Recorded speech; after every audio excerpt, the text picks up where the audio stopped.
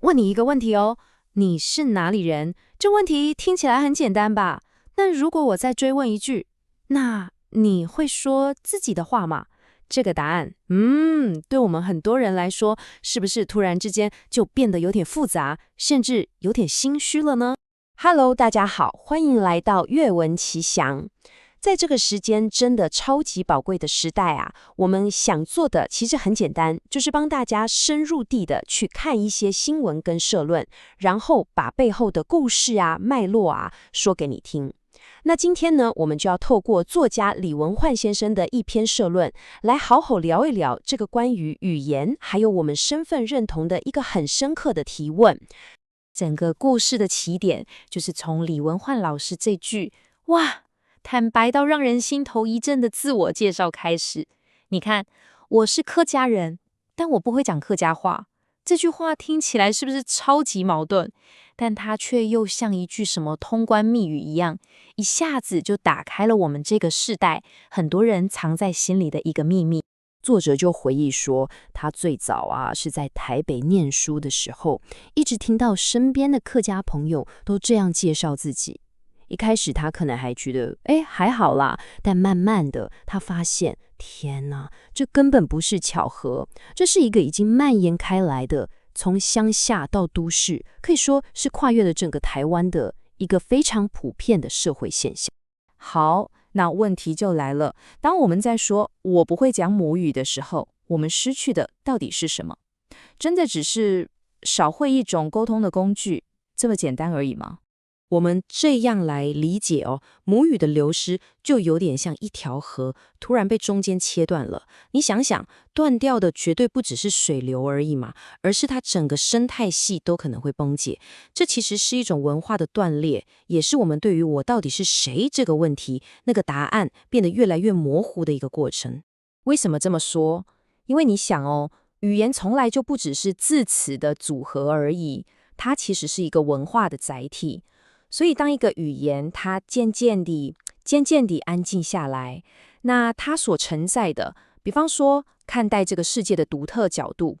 我们判断事情的价值标准，阿公阿嬷传下来的生活智慧，还有我们整个族群的共同记忆，也都会跟着一起慢慢地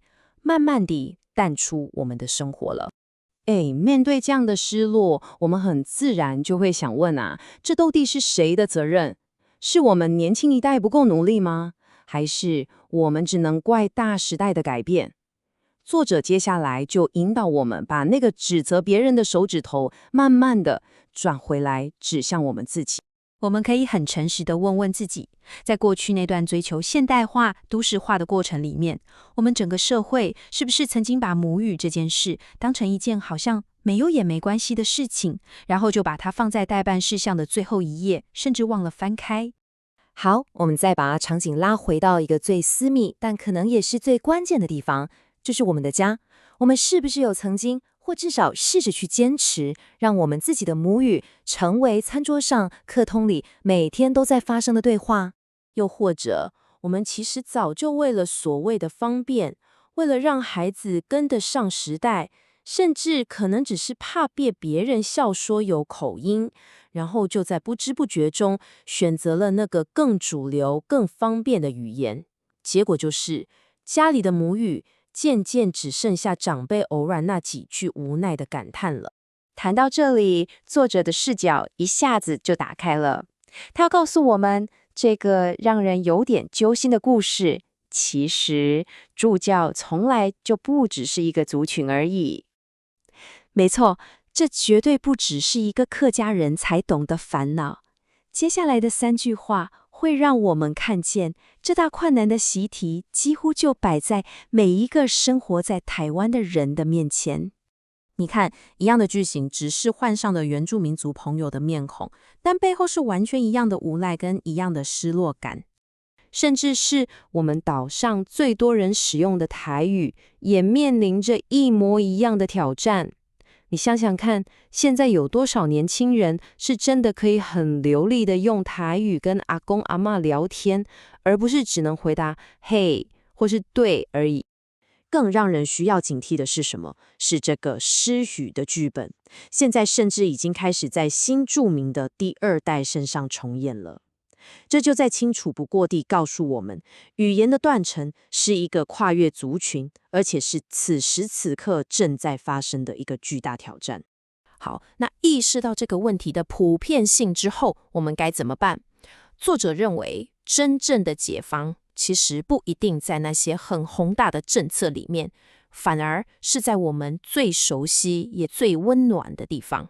当然啦，政府的法令、学校的课程，这些体制的力量非常重要，没有错。但真正能让一个语言活着的，是右边这些充满烟火气的地方，是妈妈在厨房里的呼唤，是客厅里家人之间开玩笑的斗嘴鼓，是菜市场里那种讨价还价的热闹声音。那具体来说，可以怎么做呢？其实作者给了我们很务实的建议，真的不用想得太难，就从一两句问候、几个单字开始，在家里勇敢地说，就算发音不标准、文法不对，那又怎么样？完全没关系。重点是要让孩子在最自然的环境里一直听到这些声音，让语言的种子在他们心里萌芽，然后它自然而然就会从家里慢慢长到家门外去了。我们做这一切最终的目的，真的不只是为了学会一种方言，它其实是一场很温柔的文化行动，是为了要用我们自己的语言来重新介绍自己。所以我们必须重新看待母语这件事，它从来就不是什么跟不上时代的旧包袱，正好相反，它是我们的祖先跨越了好几百年的时光，亲手交到我们手上的一份最珍贵、最能够定义我们是谁的文化礼物。所以在今天的最后，让我们一起来思考这个问题：我们有没有可能透过每一天在生活中的那一点点努力，把那句“我不会说”慢慢的，但是很坚定的把它扭转成这一句充满自信的自我介绍：我是台湾人，而且我会说我们的话。